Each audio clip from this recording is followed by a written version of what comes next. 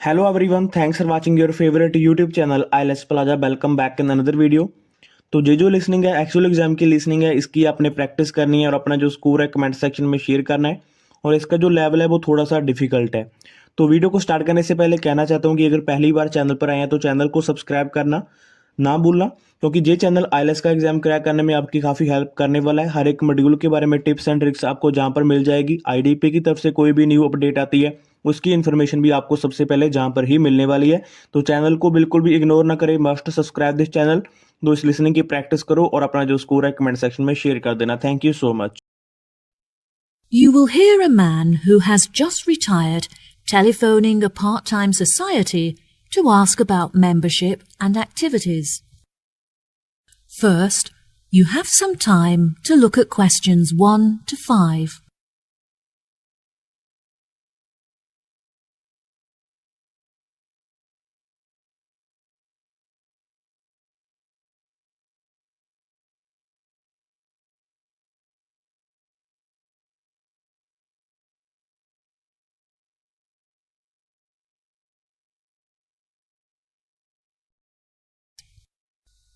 Now we shall begin.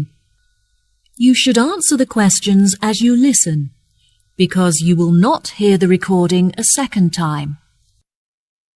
Listen carefully and answer questions 1 to 5. Hello, this is the Leighton Society. How can I help? Oh, hello. I'm just phoning you because I'm interested in becoming a member of your society, and I was wondering if you could give me some more information. Of course. What would you like to know? Well, first of all, I'd like to know where you hold the club meetings, as I'm not very mobile anymore, and I'm looking for somewhere that's within walking distance of my house. Are you still down at the old boathouse? No, we moved away from there a while ago. Meetings are now held at the clubhouse. Oh, brilliant. That's only 5 minutes from me. Do you require members to have any skills or experience? No, there is no experience required. We have plenty of female singers and actresses, but we don't have many men who can play the male roles. We are looking to resolve this, and are especially interested in recruiting male actors and singers. I've never sung professionally, but I'm very keen on it, and I've been told that I'm talented, so I think this would be a good fit. Do you organise coaches to transport members to practice at the theatre? Unfortunately, the club does not have sufficient funds to organise transportation, though this is something we are working towards. We are currently looking for members who can drive so that we can organise car sharing. Members who are able to shuttle people in their cars will obviously be compensated for their petrol usage. I don't drive, but I'd be happy to contribute some money in order to use the shuttle services. Yes, that is no problem. Are you aware of when the meetings take place? No, I couldn't find the meeting times on your website. We hold meetings from 6 to 8 p.m. every Tuesday. Ah, that's lucky. I go to a debating club every Wednesday, so I'm glad that it's on a different night so I can attend both. Do you operate year-round? We used to close during December for the Christmas period, but we found that a lot of members wanted to continue their practices during this time. We operate for most of the year, but we do, however, close for August because the weather gets so hot that we are unable to practice comfortably. This may change when we have enough funds to operate the air conditioning. Before you hear the rest of the conversation, you have some time to look at questions 6 to 10.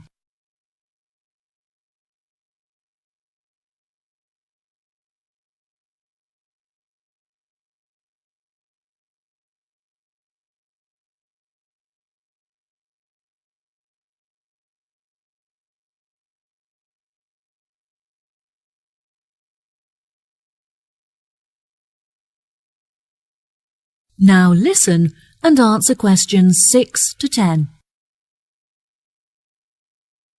OK.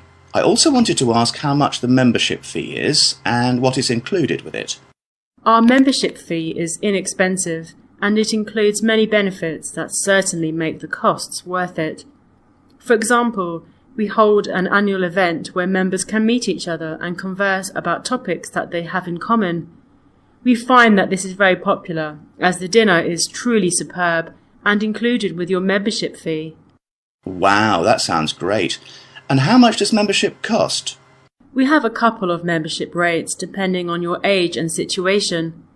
For employed members under the age of 30, the fee is £40, while it costs £60 for members aged between 30 and 60. Which of these categories do you fit into? Oh, I don't fit into either of those. I'm 65 years old and retired, so I'm no longer employed. That's no problem at all. You qualify for the lowest price membership fee of £25, which applies to those who are either unemployed or retired. Wow, that's really affordable. I was thinking of bringing my grandson along to some of the practices, so what would the membership cost for him? He's 14. I'm afraid that the club is for adults only. That is to say, we don't allow members who are aged 16 and under. He is welcome to join in 2 years' time, though. Ah, that's a shame. I guess I can wait and buy him a membership for his birthday present. Yes, what a good idea. I was hoping I could bring him with me so I have someone there to talk to. I'm worried that I won't have anything in common with the other members. I'm sure you'll fit in just fine.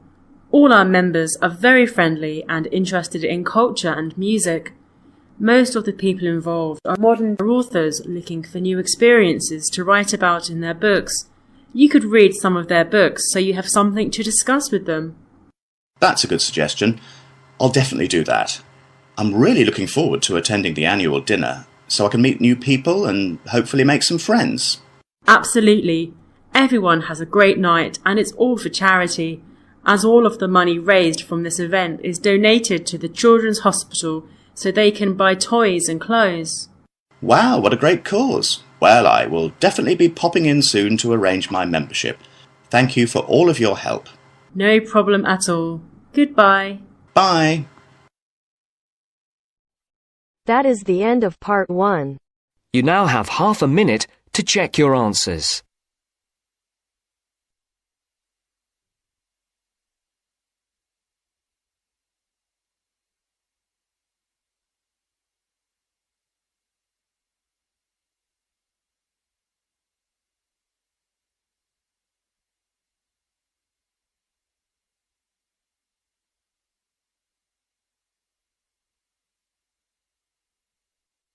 Now turns to part 2. Part 2.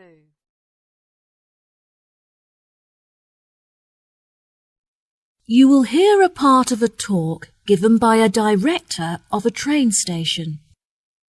First, you have some time to look at questions 11 to 14.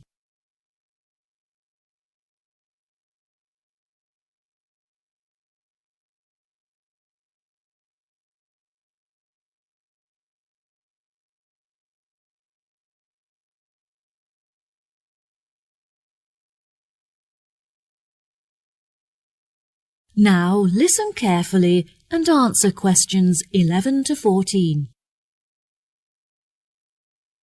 Hello, and thank you for attending this meeting. I have called it to discuss station matters, as there have been a number of changes made, and I want to ensure that you are all filled in.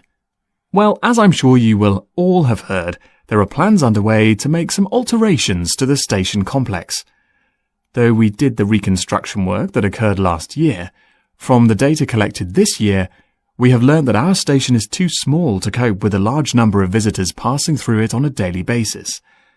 However, relocation is unnecessary, which means you, our staff, will be unaffected and can continue with your work as normal.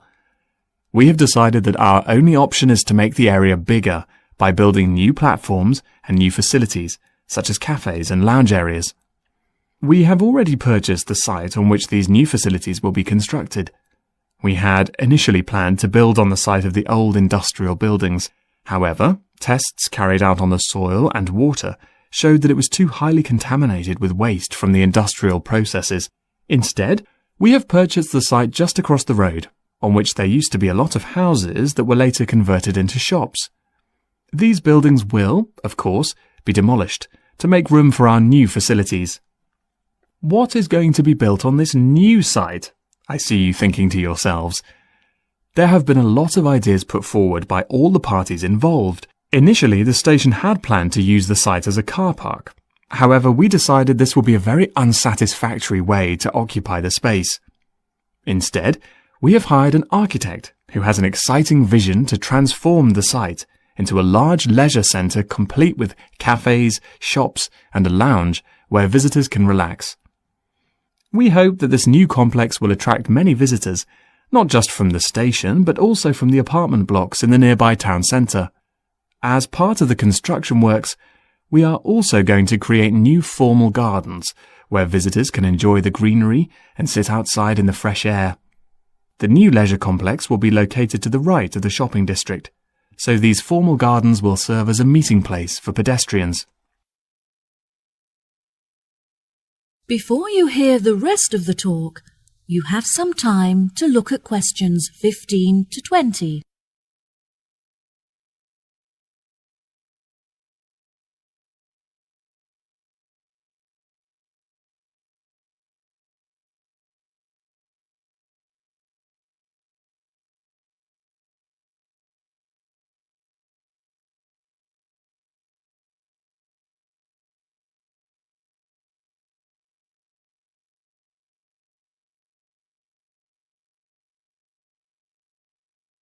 Now listen and answer questions 15 to 20.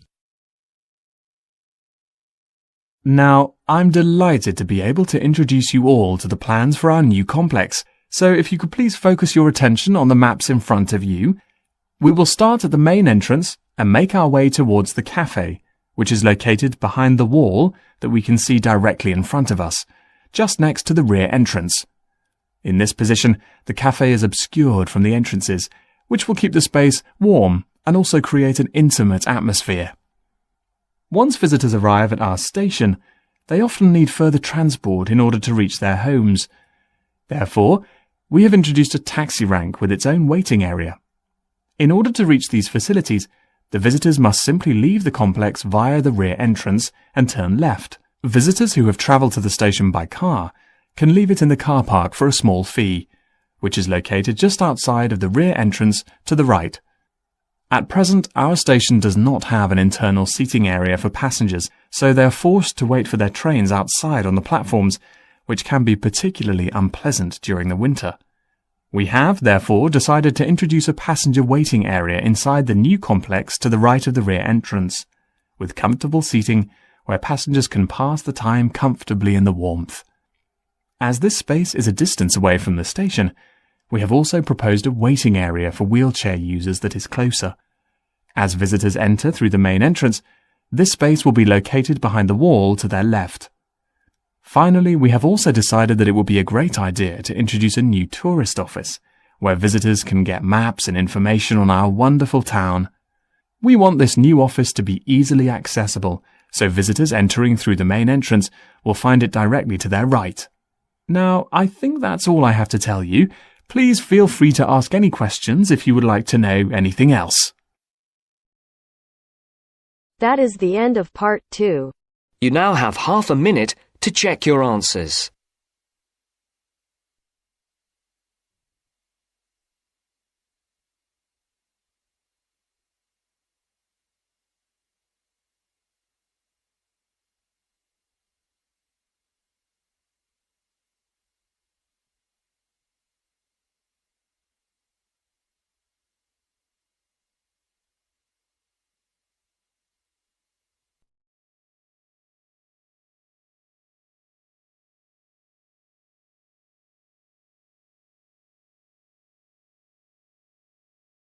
Now turns to part 3.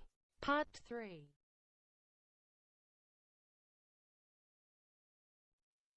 You will hear 3 students discussing an experiment they're interested in. First, you have some time to look at questions 21 to 25.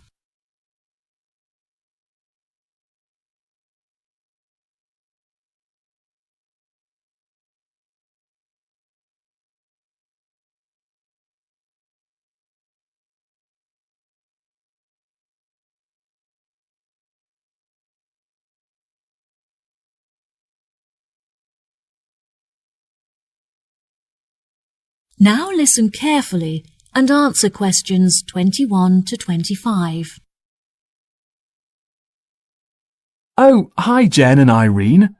Are you two heading to class? Hey, Bill. Yes, we're just walking there now.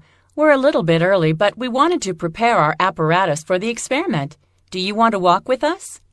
Yes, sure. It'll be good to catch up. How is everything going with your experiment? Have you decided what your test subject is yet? It's going really well, and we're conducting the test as laboratory partners. We've decided to test the effects of gravitational force on a series of objects with different densities. It's interesting, but it's a lot of work. I've been planning the experiment for the last 2 weeks, and I only finished yesterday. Gosh, Irene, I'm really impressed by how hard-working you are. I enjoy chemistry so much that it doesn't feel like work. Whenever I have some free time at the weekend, I spend it in the laboratory working on it. It almost feels like a second home to me. How about you, Bill? Who is your laboratory partner? The tutor partnered me with Kim. At first I was worried because I've never worked with him before, and I was worried that he wouldn't be very good at laboratory work. But actually, he's very capable. I've noticed that he's always very well dressed. Yes, he's very stylish, and we share the same tastes in clothes. That doesn't stop him from getting his hands dirty, though. He's a very hard worker and makes a significant contribution, which I'm really grateful for. Ah, it's good that you get on well with your partner. It makes the experiment so much more enjoyable when you work well together. What do you think of the other people in our group? A lot of the boys are really good at maths, which is really helpful with all the calculations we have to do. Irene is good at maths as well, which makes her contribution really useful because she can do all the equations. I take care of all the writing because Irene finds that difficult. We'd probably fail without each other's help. That's true. I'm so glad that we're nearly finished. Only because you finished the data analysis. Oh, Jen, you give me too much credit. I'm so glad that I didn't get partnered with Linda again. Jen and I were grouped with her for our last experiment, and it was a nightmare. Yes, she always submitted her work on time for the group work, but she never had her phone on her, so it was impossible for anyone to keep in touch with her and vice versa.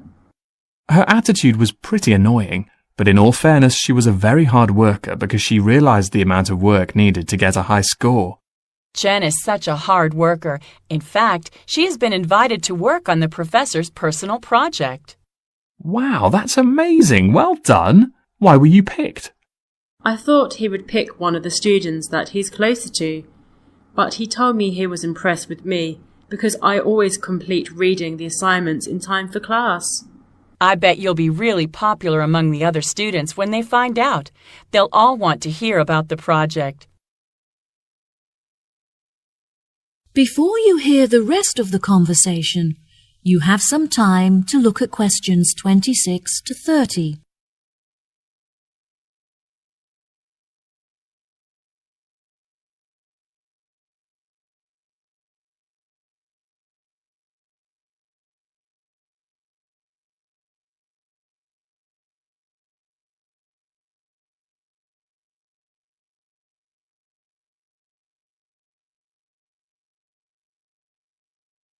Now listen and answer questions 26 to 30. You should give everyone tasks so that they have the opportunity to participate. That's a really good idea, actually. Will you help me decide who to assign each task to? Of course. Now let's see. Well, as Irene finds writing difficult, perhaps it would be useful for her to practice that by doing the bibliography. I think the bibliography is a bit long for me. I think I'd be better suited to the methodology. Yes, that makes sense. Bill, you've told us that Kim is a hard worker, so I think he should be tasked with the conclusions, as there is quite a lot of effort involved. Okay, sure. I know that Kyle hasn't been feeling well, so he should take care of the abstract and the acknowledgement, because there is very little work to be done for those tasks. Jen, do you want to review some of the literature? It's a lot of work, but I know that you really enjoy writing, so I'm confident that you'll do a good job. Sure, sounds great. Right, so that leaves the bibliography and the discussion to assign. I think that Linda will struggle with the amount of work involved in the referencing, so perhaps I should take care of that task, and she can do the other one? That's great, guys. Thanks for your help. I'll tell the tutor when he arrives.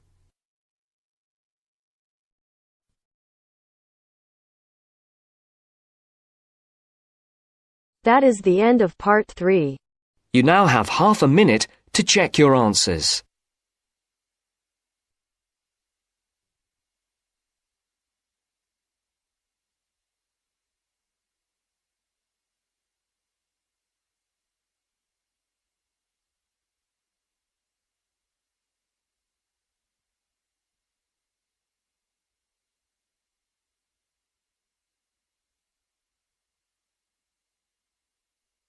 Now turns to part 4.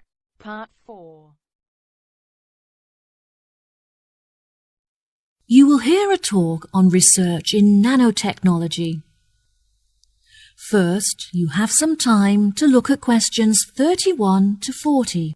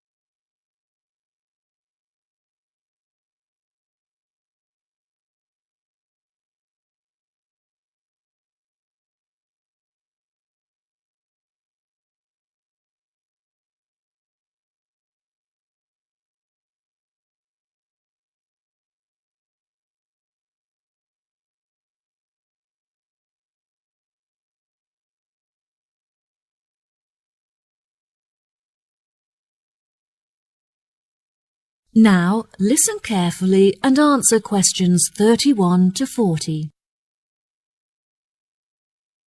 Good morning, everyone. Welcome to the second lecture in our series on modern technology. Today I'll be discussing the recent developments in nanotechnology in addition to its applications in a number of environments, such as domestic and medical. First of all, I'd like to begin with a short explanation of what nanotechnology is. It is the manipulation of matter on an atomic, molecular and supramolecular scale. Because of its limitless applications and uses, the government has invested billions of dollars into the research and development of nanotechnology in order to explore its potential. It is only recently that we have been able to engage in the development of nanotechnology, since the particles are so minuscule that a new type of microscope had to be invented to enable us to see them.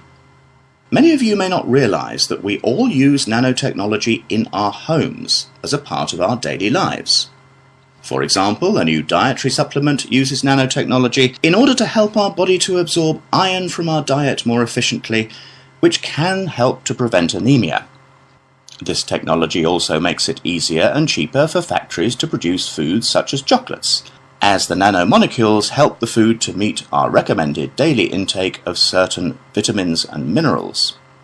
This may sound odd, but in fact it just means that the food is healthier and cheaper and has increased flavour.